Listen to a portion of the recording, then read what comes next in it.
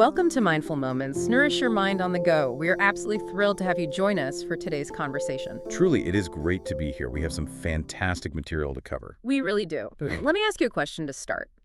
Have you ever been in a heated debate, maybe at a family dinner or online, where someone casually dismisses actual expertise as mere elitism? Oh, absolutely. Right.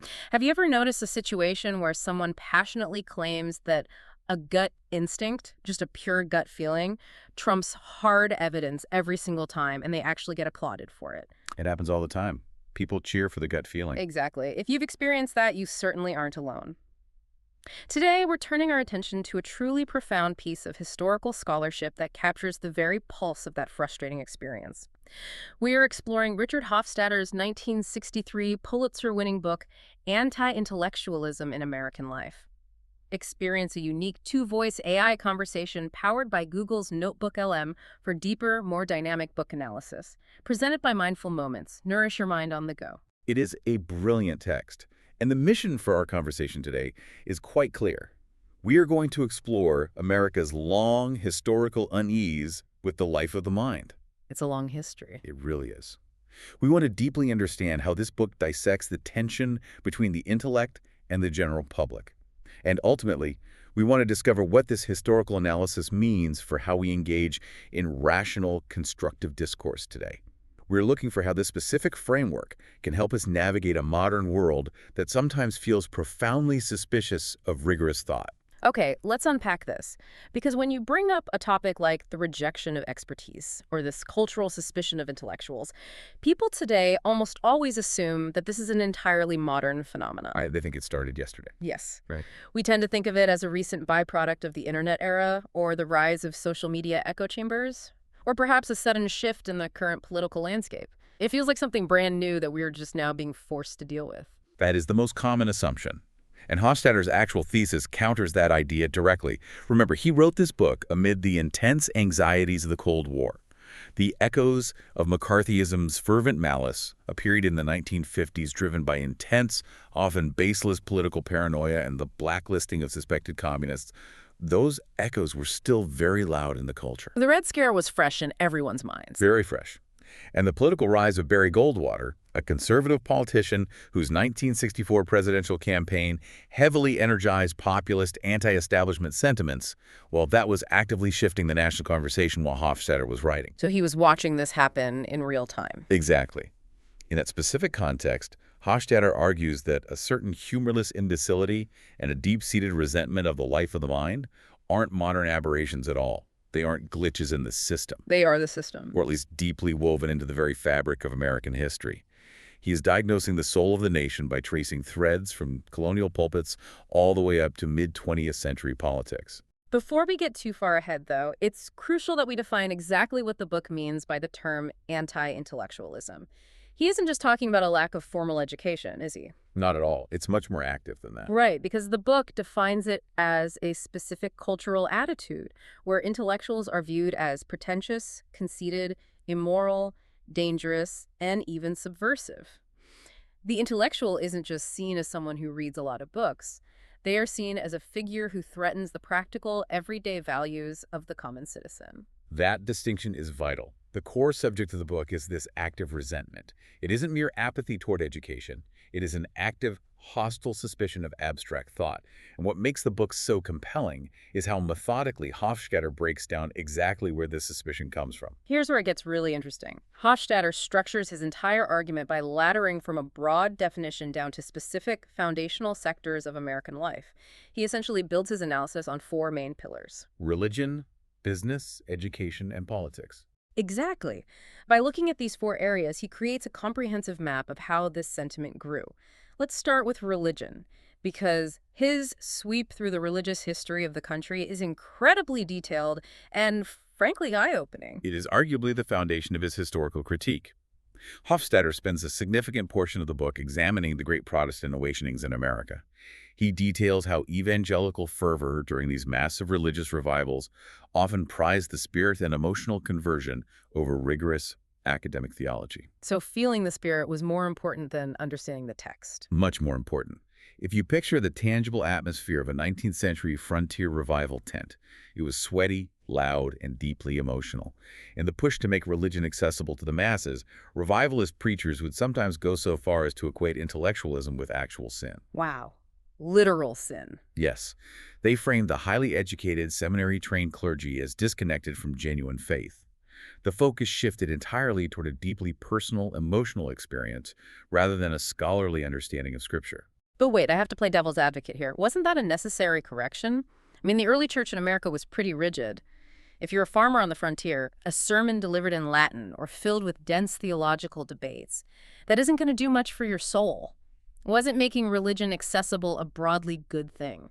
It absolutely was, and Hofstadter doesn't set up a straw man here.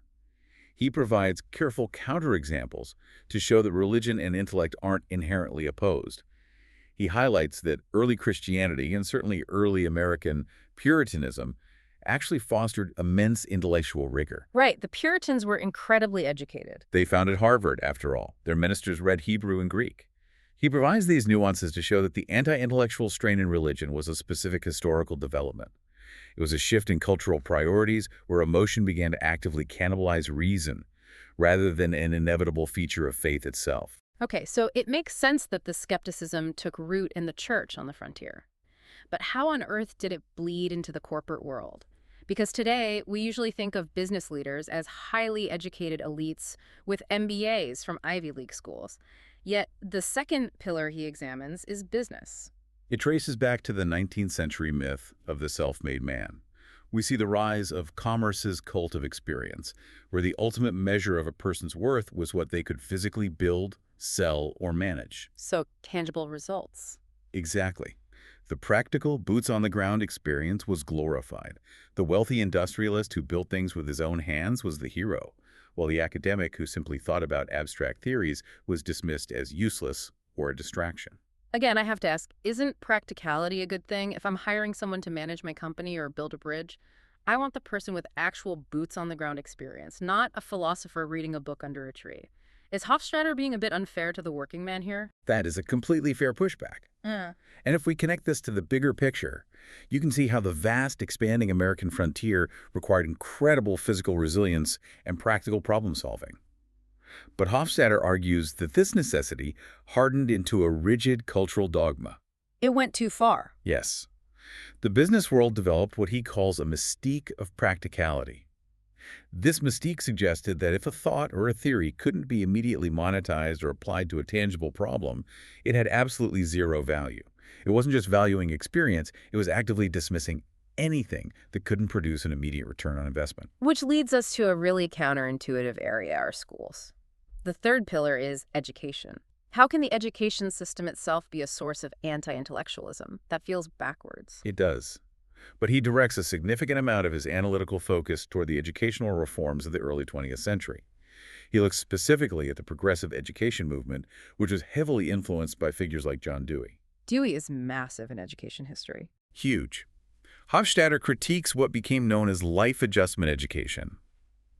This was the idea that schools should focus more on practical life skills, social utility, and emotional well-being, rather than rigorous academic disciplines.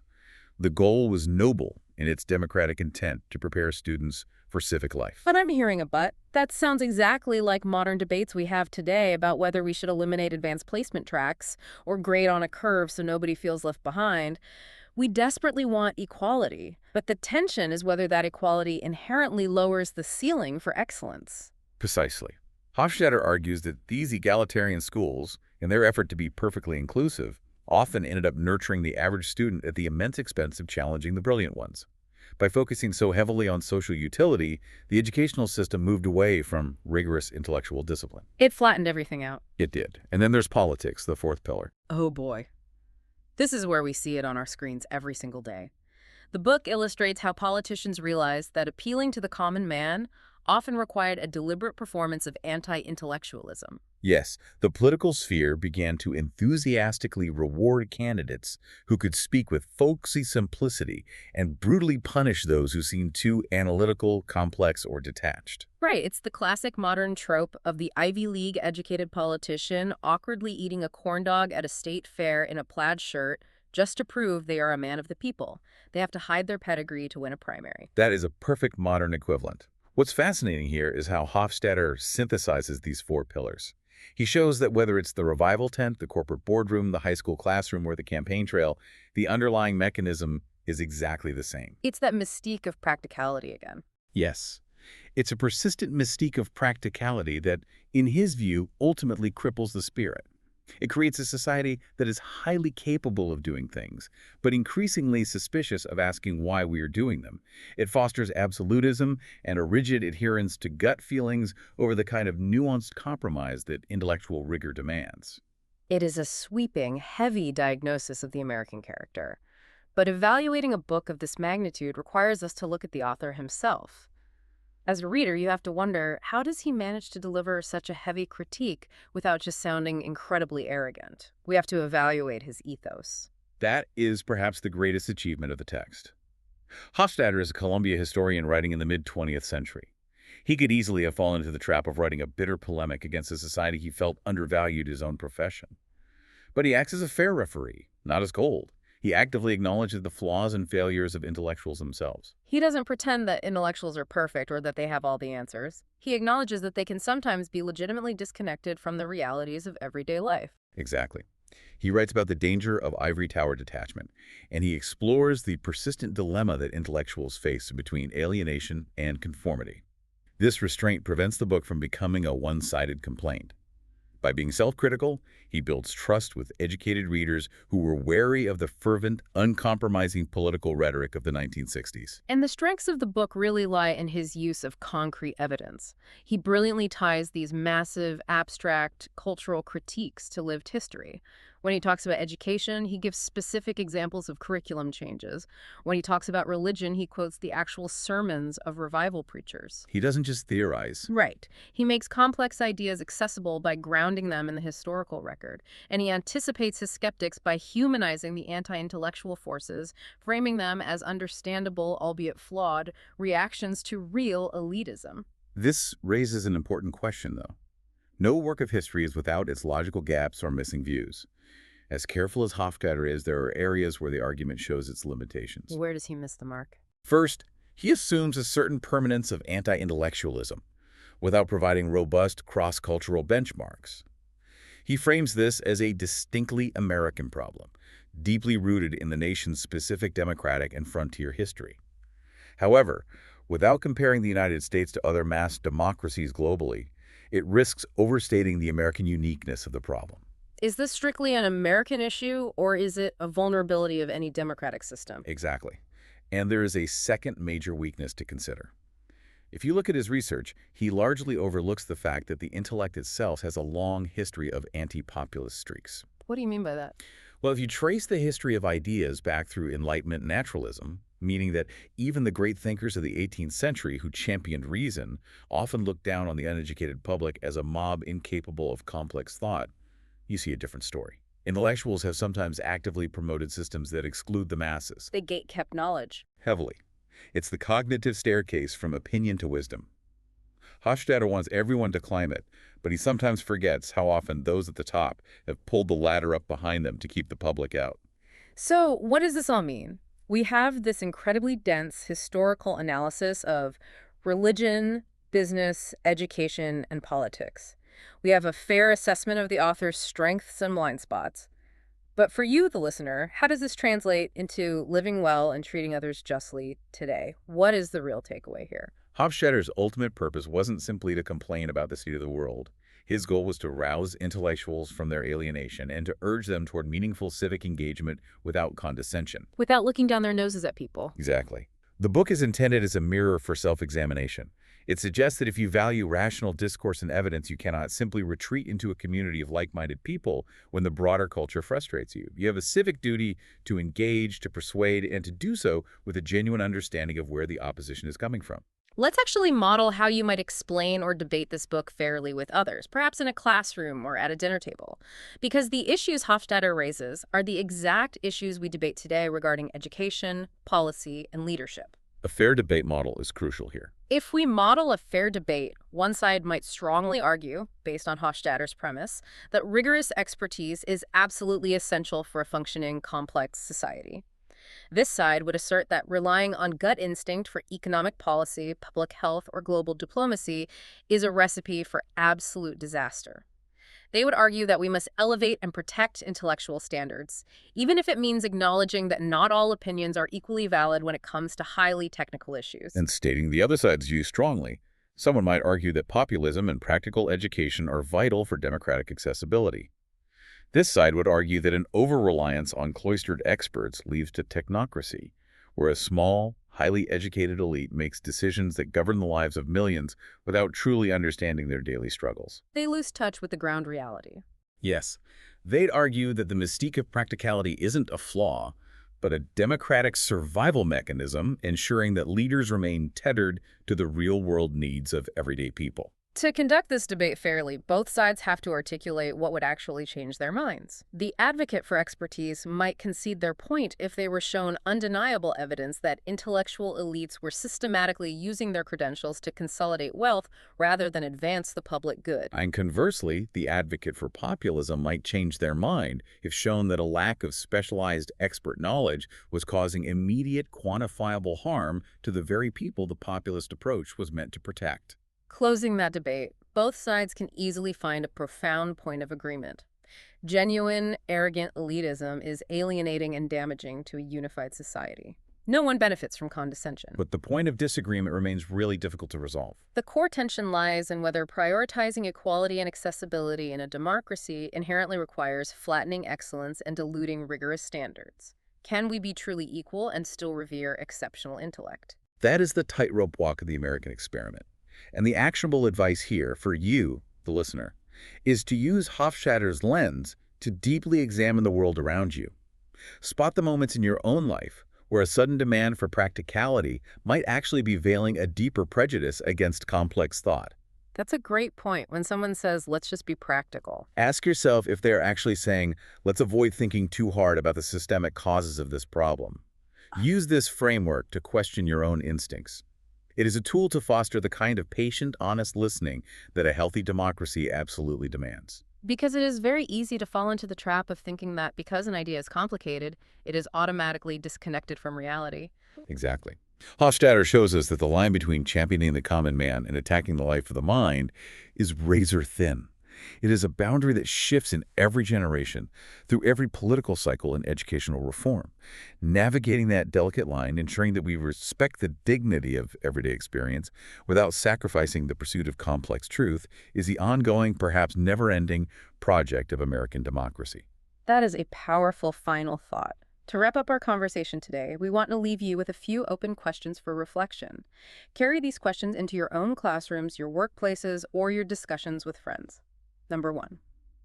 How might the business world's mystique of practicality manifest in today's tech-driven culture? We glorify the startup founder and the disruptor today. Is that just a new version of the 19th century self-made man who distrusts traditional expertise? It's a fascinating parallel to consider. Number 2. Is America's education system still prioritizing equality over excellence, or have new models shifted that balance? And finally, number 3. Could anti-intellectualism stem more from democracy's virtues, such as its demand for total inclusion and equality, than from its vices? These are not easy questions, but they are essential for understanding the cultural waters we're all swimming in. We encourage you to explore the companion summary, critique, and genre-based podcasts available on our platform. Continue to subscribe, share these conversations, and always strive to think rationally. See the many genre-based book podcasts at Mindful Moments. Nourish your mind on the go. Thank you for listening.